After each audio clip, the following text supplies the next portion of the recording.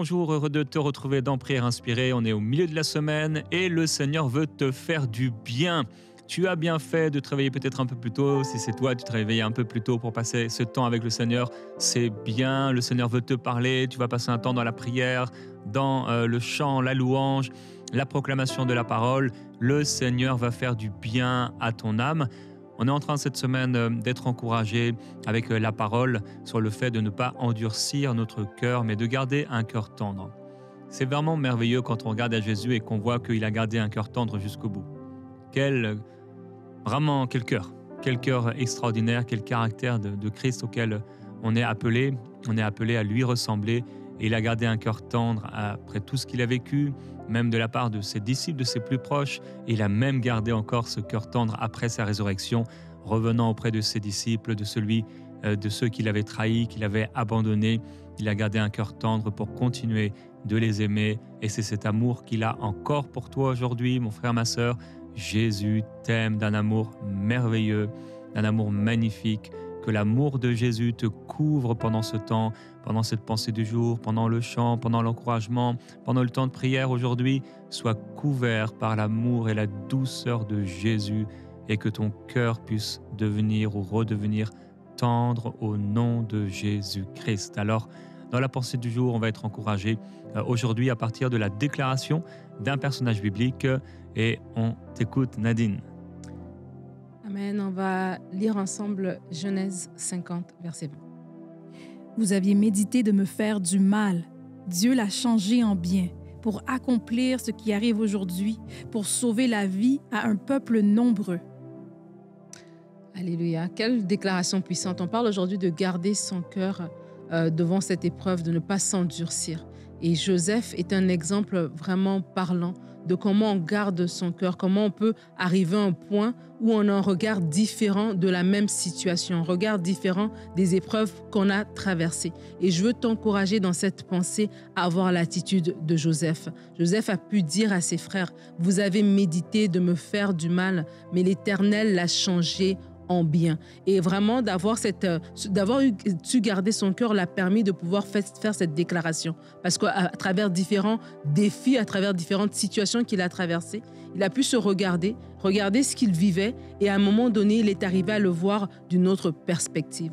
Je veux t'encourager à regarder ta situation à travers d'une autre perspective. Comment est-ce que Joseph a pu garder son cœur et comment tu peux garder ton cœur et avoir même le courage de faire cette déclaration? C'est parce qu'il savait que Dieu était un Dieu fidèle. Dieu avait fait des promesses à Joseph. Il avait eu un rêve où il avait vu les étoiles, voilà, et la lune s'incliner devant lui. Il avait vu le rêve où il avait vu les gerbes s'incliner. Il avait des promesses. Et parce qu'il avait des promesses et parce qu'il savait que Dieu est un Dieu fidèle, il a pu garder les promesses dans son cœur, les repasser dans son cœur malgré l'adversité, malgré les épreuves, parce que Dieu est tout simplement fidèle. Et lorsqu'il est arrivé au moment de la délivrance, au moment où Dieu a changé sa vie, au moment où Dieu l'a fait sortir de la prison, au moment où Dieu l'a élevé, au moment où Dieu a accompli tous les rêves, les visions qu'il avait reçues depuis longtemps, lorsqu'il est arrivé à ce point-là, il a commencé à regarder tout avec une rétrospective en fait, en disant, mais tiens, quand j'étais dans le puits, Dieu a changé. Dieu ne voulait pas que je sois dans le puits, mais malgré ça, parce que sa promesse est plus forte que tous les pièges que l'ennemi peut envoyer, sa promesse a pris le dessus. Sa promesse a pris le dessus à travers chaque épreuve, à travers chaque pot de banane que l'ennemi m'envoyait. La promesse de Dieu prenait le dessus pour transformer cette situation à mon avantage. Et j'aimerais t'encourager à regarder ta vie comme Joseph a regardé. Regarde-la en rétrospective. Regarde-la avec une posture de quelqu'un qui comprend que sa vie est entre les mains du Seigneur. Regarde-la en te disant, ma vie est entre les mains de Dieu. À travers cette épreuve que je vis, à travers cette difficulté, je ne veux pas laisser mon cœur s'endurcir. Pourquoi? Parce que j'ai confiance en celui à qui j'ai mis ma vie, en celui à qui j'ai mis ma confiance, que j'ai mis ma foi. Il est fidèle, il me sortira de cette épreuve. On va prendre le temps aujourd'hui de prier ensemble et d'être encore davantage enseignés.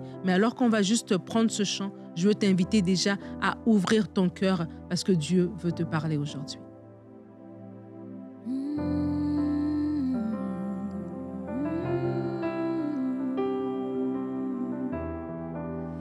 Oui, je serai victorieux Oui, je serai victorieux du combat mené par toi, Seigneur. Oui, je serai victorieux. Oui, je serai victorieux du combat mené par toi, Seigneur. Oui, je serai victorieux. Oui, je serai victorieux du combat mené par toi, Seigneur. Oui, je serai victorieux.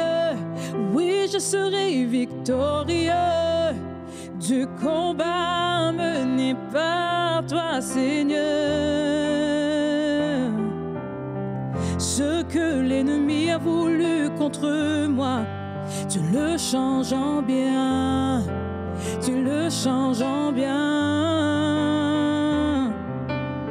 Ce que l'ennemi a voulu contre moi, tu le changes en bien. Tu le changes en bien.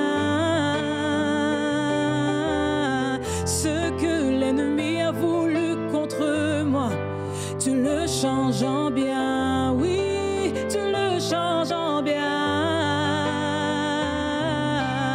Ce que l'ennemi a voulu contre moi, tu le changes en bien.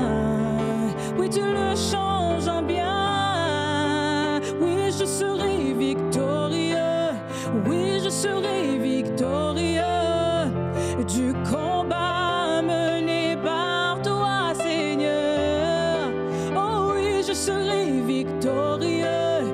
Oui, je serai victorieux du combat mené par toi, Seigneur.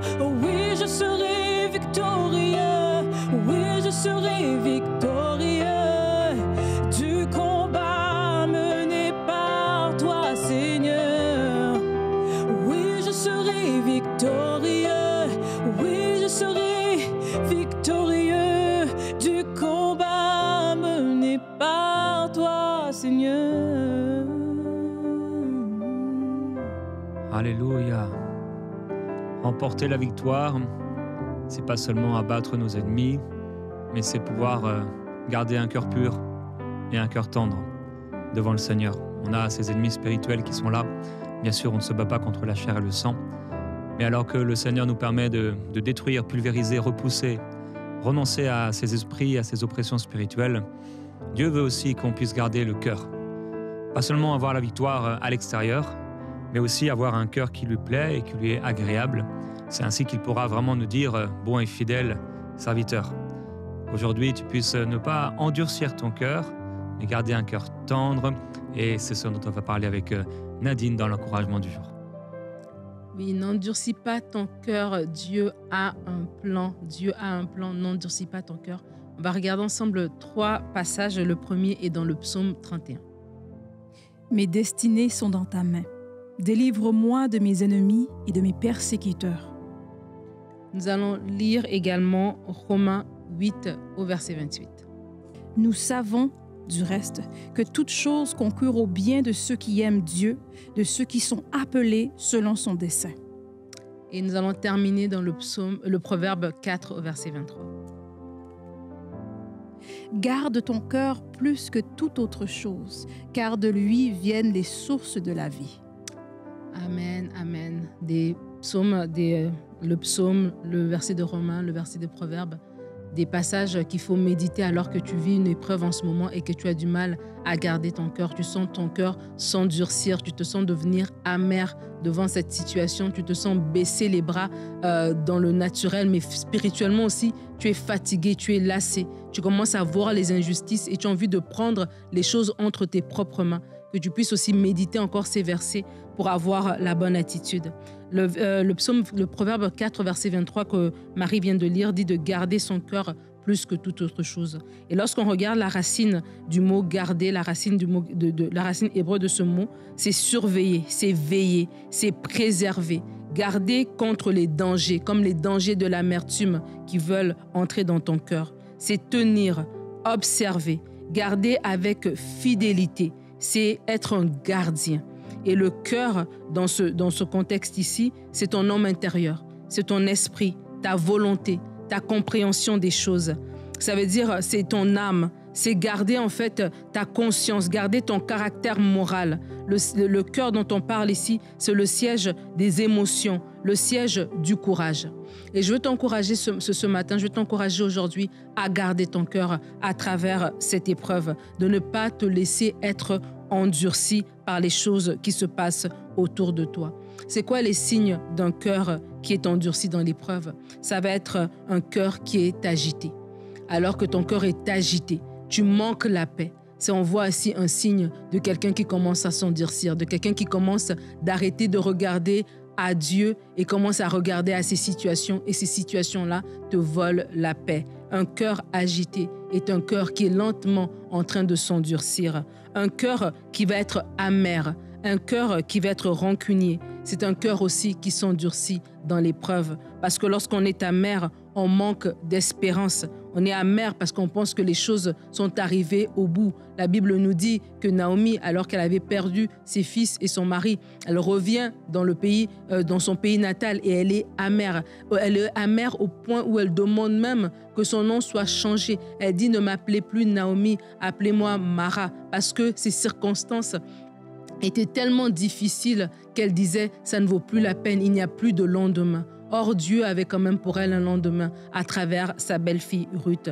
Lorsqu'on pense que c'est trop tard, on commence à devenir amer. Ça veut dire que notre cœur s'endurcit dans l'épreuve. Mais l'horloge de Dieu n'est pas la nôtre. L'horloge de Dieu n'est pas ton horloge. Il est le Dieu qui est le maître des temps et des circonstances. Ça veut dire que son horloge à lui, c'est elle qui détermine le temps. Si toi tu dis c'est trop tard, si Dieu n'a pas dit c'est trop tard, ce n'est pas trop tard. Je veux t'encourager maintenant à ne pas laisser les choses être déterminées par tes propres circonstances, mais à te dire tiens, même si moi je vois, j'ai l'impression que c'est fini. Si Dieu n'a pas dit son dernier mot, ce n'est pas terminé. Et Dieu n'a pas dit son dernier mot dans ta vie, je le déclare au nom de Jésus-Christ. Un signe d'un cœur qui commence à s'endurcir dans l'épreuve, c'est un cœur qui est tout simplement malheureux. C'est un cœur qui manque la joie. Or que la joie, c'est le fruit que le Saint-Esprit produit en nous. On peut traverser des situations difficiles, mais gardons la joie. Quand on garde la joie, ça veut dire qu'on reste en communion avec l'Esprit de Dieu. Il continue à mettre en nous son fruit, que ce soit la joie, la bienveillance, la maîtrise de soi, la patience. On sait attendre en silence son secours. On sait à traverser la situation jour après jour, comme Joseph, en se disant, tiens, Dieu est encore assis sur ton trône. Mon frère, ma sœur, Dieu est encore assis sur son trône. La situation que tu vis n'aura pas raison de toi. Comme on l'a chanté, tu seras victorieux. Dieu est avec toi. Le psaume qu'on a lu tout à l'heure, le psaume 31, nous parle de nos destinées, en nous disant que nos destinées sont entre les mains du Seigneur. Et il dit, mes destinées sont dans ta main. Délivre-moi de mes ennemis et de mes persécuteurs. Dieu est le Dieu des délivrances. Il est le Dieu qui nous fait sortir du filet. La Bible nous dit que le filet s'est rompu et nous nous en sommes échappés. C'est possible, Dieu est celui qui délivre. Il est avec toi et il le fera. Mais lorsque ton cœur s'endurcit, alors que peut-être c'est demain le jour de ta délivrance. Joseph ne savait pas que cette journée-là, ce matin-là, semblait peut-être un matin comme les autres matins parce que le temps était passé. Il s'est dit peut-être que ce serait une journée comme une autre journée. Mais c'était la journée où on l'a envoyé chercher. C'est la journée où on l'a demandé de se raser, de mettre un nouvel habit parce qu'il allait sortir de prison. Et ta prison, elle va se terminer. Tu ne sais pas quand ça va se faire, mais ça va se faire beaucoup plus tôt que tu ne le penses. Mais si on ne laisse pas son cœur, on ne garde pas son cœur et on laisse s'endurcir pendant l'épreuve, nous allons subir certaines conséquences. La première, ce sont les faux raisonnements. Les faux raisonnements vont nous amener à arrêter de faire confiance en Dieu et d'y aller par nos propres forces. La Bible nous dit que lorsque Naaman est reparti sans laisser une offrande parce qu'Élisée n'en voulait pas, Géasi a couru après pour avoir une offrande. Les faux raisonnements le cœur qui n'a pas été gardé vont nous amener dans des faux raisonnements. Peut-être que tu vis une épreuve et tu commences à te dire ça a trop duré. Je vais prendre les choses en main, je vais les faire de ma propre manière. Et tu commences à justifier certaines choses dans tes pensées. Mais j'aimerais te rappeler, comme on a prié hier, à garder la parole de Dieu, à la serrer dans ton cœur, à faire confiance à Dieu qu'il va marcher avec toi. Lorsqu'on ne garde pas son cœur dans l'épreuve et que ça s'endurcit, on a ce qu'on appelle une vision à court terme. On commence en fait à se dire que Dieu ne va pas le faire, mais j'aimerais te dire que Dieu travaille dans la durée. Son temps n'est pas le nôtre. Et des fois, on va à court terme, il est fidèle et la fidélité se prouve dans le temps. C'est dans le temps qu'elle se prouve. Et fais confiance au Seigneur qu'il travaille dans la durée, qu'il y a un temps pour semer, mais aussi un temps pour moissonner. Et j'aimerais déclarer sur ta vie que tu vas moissonner. Que comme il est dit dans les psaumes, que lorsqu'on va retourner, lorsque le Seigneur ramènera les captifs de Sion, nous étions comme dans un rêve, que tu vas arriver à un moment donné où tu seras comme dans un rêve, où tu vas regarder comment Dieu a débloqué les choses dans ta vie et tu vas dire, waouh Seigneur, si je savais que tu allais faire tout ça, j'aurais passé plus de temps à te louer, à t'adorer, à chercher ta face qu'à me plaindre. Et une autre circonstance, une autre conséquence lorsqu'on n'a pas gardé son cœur et qu'on se laisse s'endurcir, c'est qu'on se détache du Seigneur. On n'a plus envie de prier, on n'a plus envie de lire la Bible, on n'a plus envie de voir nos frères et sœurs, on a envie de s'isoler. Et ça, c'est des signes que ton cœur est en train d'être endurci. Alors si tu passes par une épreuve, fais ceci, partage ton fardeau. La Bible dit dans Galates 6 au verset 2 de porter les fardeaux les uns des autres. C'est comme ça qu'on accomplit la loi de Christ. Partage ton fardeau avec un frère, avec une sœur qui va pouvoir te soutenir dans la prière, qui va pouvoir t'aider à épancher ton cœur. La deuxième des choses, mets de la louange. Mets-la dans ta bouche. Et si la bouche est trop fermée, elle n'arrive pas à dire les mots de louange, mets une atmosphère de louange dans ta maison. Paul et Silas en prison chantaient les louanges de l'Éternel. Mets cette atmosphère dans ta maison pour pouvoir appeler la présence de Dieu, pour pouvoir déclarer dans les chants. Peut-être dans ta vie, par toi-même, tu ne vois pas la victoire. Mais lorsque tu chantes que nous servons un Dieu de victoire qui écrase ses ennemis, on sert un Yahweh Sabaoth qui est le Dieu des armées. Lorsque tu commences à chanter ça, ta foi renaît, ton esprit se ravive et tu commences à espérer que oui, Dieu va te sortir de cette situation. Et la troisième des choses que tu peux faire, c'est que tu peux tout simplement commencer à méditer. Médite comment te décharger sur Dieu. La Bible nous parle, Jésus lui-même dit de ne pas s'inquiéter. Paul dit dans Philippiens, ne vous inquiétez de rien. Pierre dit, déchargez-vous sur lui de tous vos soucis, car il prend soin de vous. Alors vraiment, mon frère et ma sœur, décharge-toi. On va prier ensemble maintenant, alors qu'on a eu à échanger autour de ces paroles. Priez tout simplement, Seigneur, garde notre cœur. Que tu puisses prier où tu es. Seigneur, garde mon cœur alors que je traverse cette situation qui commence à me fatiguer et je ne vois pas par où va venir ton intervention. Que mon cœur ne soit pas agité, que je ne manque pas la paix, mais que l'espérance soit mon partage. Ah Seigneur, merci. Merci parce que tu es le Dieu qui intervient dans la vie de tes enfants. Tu es le Dieu qui marche avec nous. Tu es notre Père céleste. À qui irions-nous? À qui irions-nous, Seigneur? Toi, tu as les paroles de la vie. Seigneur, voilà pourquoi je viens devant toi avec le dossier de ma sœur, avec le dossier de mon frère. Nous venons plaider devant toi, Seigneur Dieu. Merci parce que tu viens garder les cœurs. Nous prions d'abord pour la paix qui surpasse toute intelligence. Que la paix de Jésus-Christ garde ton cœur et tes pensées. Que tu sois gardé dans sa paix. Que tu aies la conviction que Dieu est avec toi. Que celui qui est plus fort est avec toi. Que celui qui a vaincu la mort est avec toi. Celui qui tient dans sa main la clé du séjour des morts est avec toi. Celui qui est assis sur un trône inébranlable est avec toi. Pourquoi tu t'agites? Pourquoi tu manques la paix? Pourquoi tu manques le sommeil? Pourquoi est-ce que tu manques l'appétit alors que tu es un enfant de Dieu? Tu appartiens au Dieu Tout-Puissant.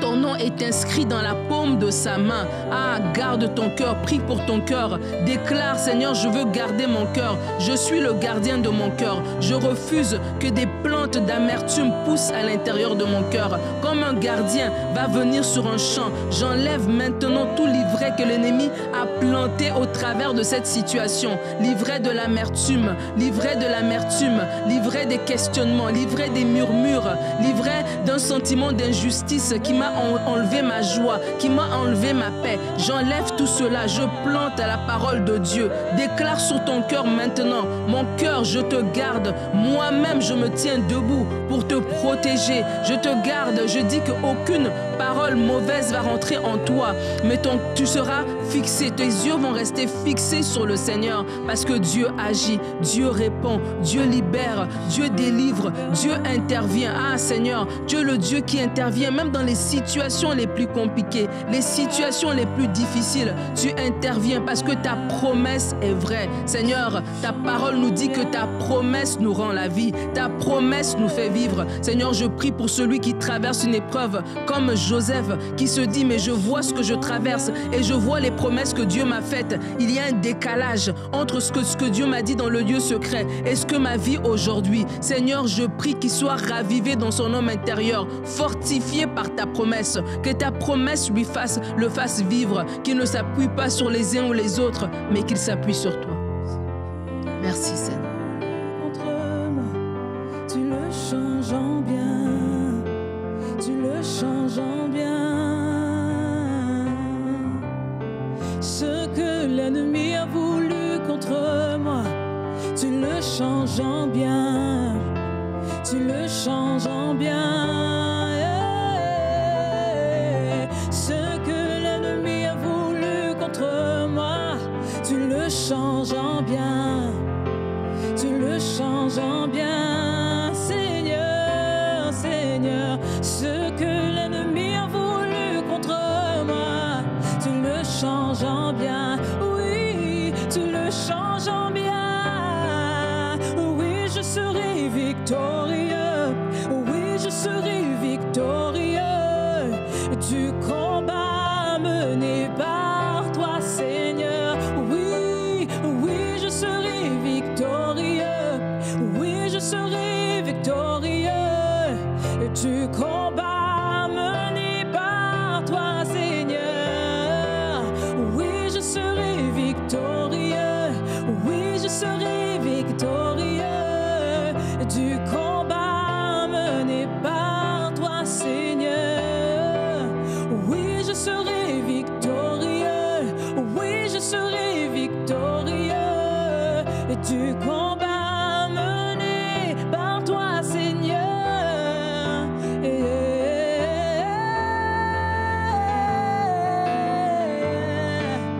Tu changes en bien, tu le changes en bien. Ce que l'ennemi a voulu contre moi, tu le changes en bien, tu le changes en bien. Ce que l'ennemi a voulu contre moi, tu le changes en bien, tu le changes en bien. Et ce que l'ennemi a voulu contre moi, tu le changes en bien, tu le changes en bien.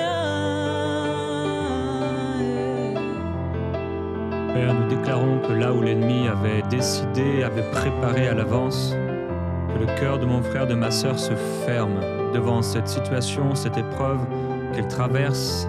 Les choses ont été si difficiles et l'ennemi a prévu que son cœur se ferme pour ne pas entrer dans ce que tu avais prévu pour elle, pour lui. C'est pourquoi nous nous opposons à cela, Seigneur, et nous déclarons que ce cœur reste ouvert, ce cœur reste sensible, ce cœur reste tendre. Tu as dit, je suis doux et humble de cœur. Vous trouverez en moi du repos pour vos âmes. Nous appelons au nom de Jésus-Christ ce repos pour ton âme. Déclare-le avec moi, le Seigneur amène le repos dans mon âme. Jésus, je reçois le repos dans mon âme. Jésus, je reçois la paix dans mon cœur. Je reçois ta paix. Je reçois la paix de Dieu. Mon cœur est tendre. Mon cœur est tendre. Mon cœur est doux comme celui de Jésus. Mon cœur est humble comme celui de Jésus. J'ai le cœur de Dieu. J'ai le cœur de Dieu. J'ai le cœur de Jésus. Mon cœur est pur, mon cœur est pur, et tout ce qui n'est pas pur dans mon âme, tout ce qui n'est pas pur dans mes pensées, s'en va au nom de Jésus. Mon âme est pure, mon âme est rafraîchie par la tendresse de Jésus, par la grâce de Jésus, par la puissance du Seigneur maintenant. Oh, nous nous tenons devant toi, nous nous tenons devant toi. Pour tous ceux que l'ennemi a menti. Seigneur, nous venons devant toi. Tous ceux que l'ennemi a menti que s'ils sont dans l'épreuve, c'est parce que tu ne les aimes pas. S'ils sont dans l'épreuve, c'est parce qu'il y a quelque chose de mal qu'ils ont fait, mais lorsqu'ils s'examinent, ils ne voient rien de mal. Oh, nous prions pour tous ceux qui sont comme Job, dans une épreuve qu'ils n'avaient pas prévue.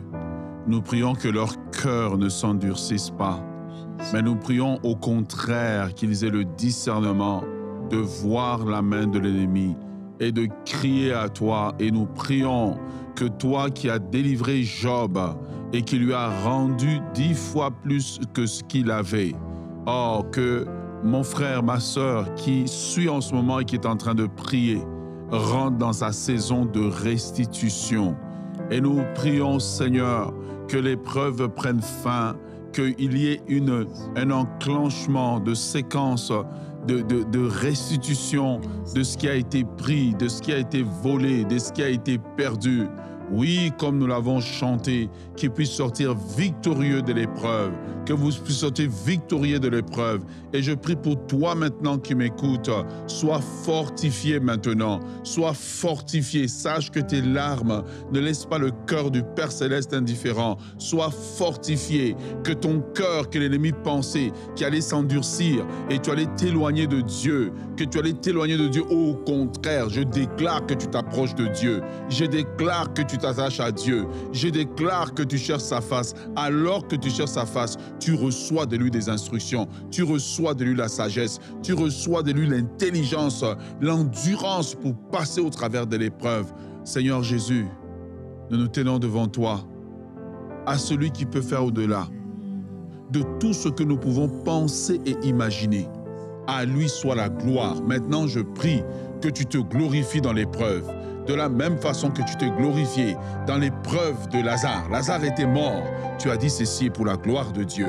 Glorifie ton nom, Seigneur. Tire-les, Seigneur, de cette vallée de larmes. Tire-les de cette vallée de larmes et que le cœur de chaque personne devienne attendri. Se tourne vers toi avec le psaume 91 qui dit que Dieu est pour nous un abri et un refuge, un secours qui ne manque jamais dans la détresse. Que ta main soit étendue dans le nom de Jésus. Merci Seigneur. Merci parce que tu es avec nous. Je prie que la douce présence du Saint-Esprit rentre maintenant dans les maisons. Je prie pour que les cœurs qui étaient agités reçoivent ta paix, reçoivent, Seigneur Dieu, ta joie. Seigneur, que vraiment ta joie soit le partage de tout un chacun.